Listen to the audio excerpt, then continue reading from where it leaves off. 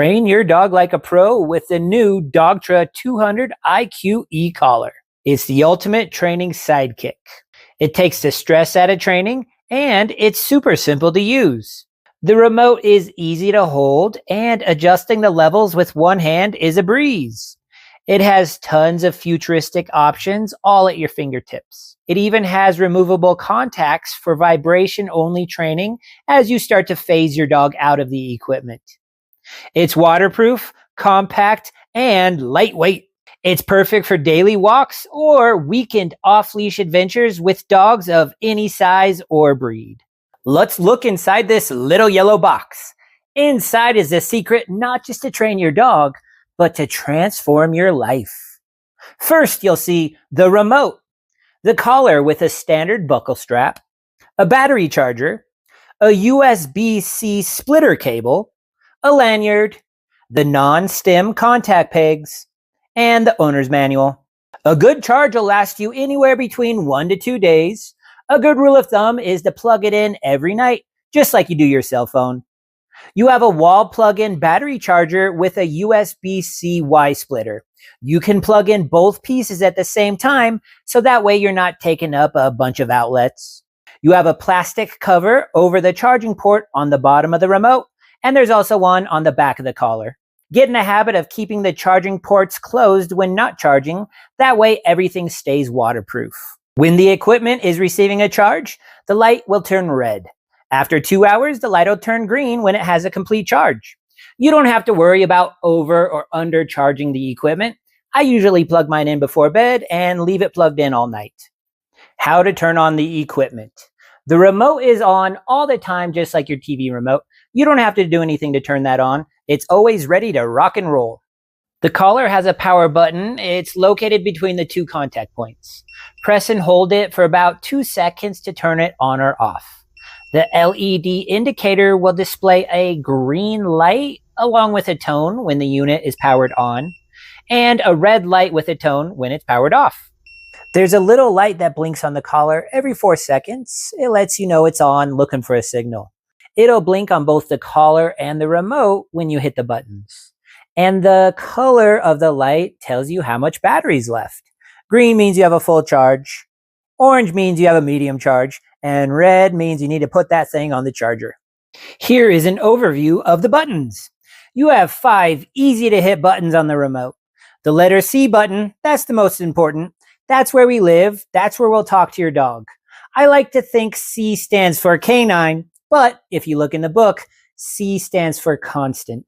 That means that unicorn magic sensation you feel, it goes as long as you hold the button. So if you're quick, it's quick. If you're long, it's long, but it does time out after 12 seconds of continual pressing.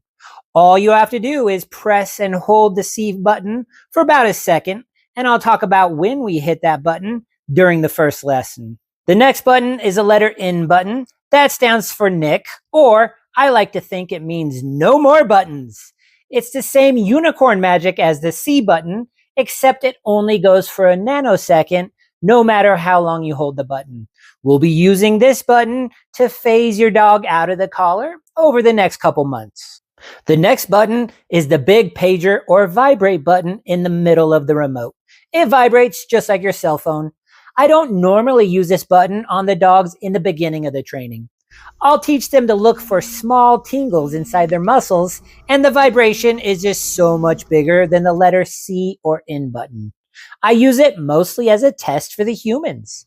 I give myself a vibration test when I turn it on just to make sure it's on, or when it's around my dog's neck. An easy way to test to see if it's on is to hold the box away from the dog's neck just a little bit and hit that vibrate button. We can also use the vibrate button down the road when we start to phase your dog out of the collar, when we use those vibration only contact pegs.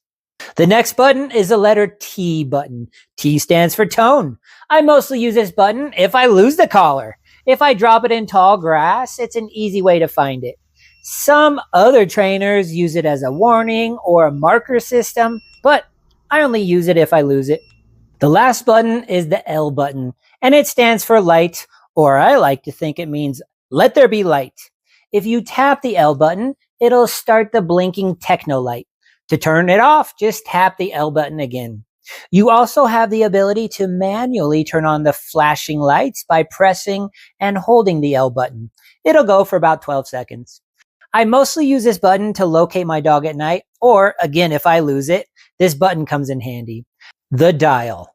On the front, you have an easy to adjust dial. It goes from 0 to 100, and the level you're on is lined up with the triangle point. That triangle also lights up when you hit the button. We're going to start on level 0 every single time, and when you turn it up, only turn it up about 5 points at a time. But don't get specific with the levels, just get it close. Throughout the first couple weeks, you'll get a feel for it, and you won't even have to look at the remote anymore, just like typing on a keyboard. 1 and 2 dog frequency. Also on the front of the remote, you have a 1 and 2 dog toggle switch. You have 2 different frequencies on the remote, so you're able to talk to 2 dogs. Just like a garage door opener with 2 different frequencies, you can now make controlling 2 dogs easy without running around town with a bunch of different remotes. Make sure your toggle is set to number 1, and you do have the ability to get another collar and sync it up to that second toggle switch. So there you have it, the DOGTRA 200iQ e-collar. It's not just a training tool, it's a life changer.